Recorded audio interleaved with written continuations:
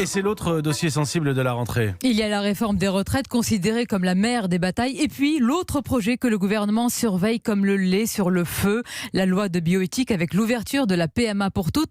Plus de 2000 amendements déposés hier. Comment éviter toutes les tensions et frustrations nées de la manif pour tous? Bonjour Virginie Riva. Bonjour. Eh bien, pour éviter cela, le gouvernement est prêt à bouger, dit-on. Oui, exemple avec la délicate question de la PMA post-mortem. En l'état du projet de loi, une femme qui perd son conjoint alors que le couple était déjà engagé dans un parcours de PMA n'a pas le droit de se faire implanter son embryon. Mais le paradoxe, c'est que la loi l'autorise à le donner à une femme célibataire qui, avec cette loi, aura justement le droit de faire un enfant seul. Alors, pourquoi une femme célibataire et pas une veuve?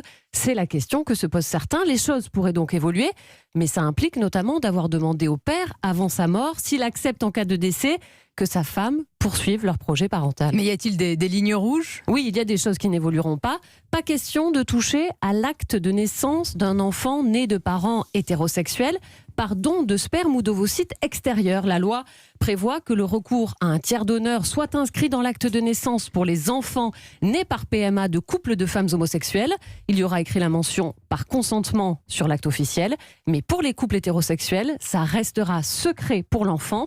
Sauf si ses parents décident de le lui dire, le gouvernement ne veut absolument pas bouleverser les droits de la filiation pour les hétérosexuels. Merci Virginie Riva du service société de la rédaction d'Europe.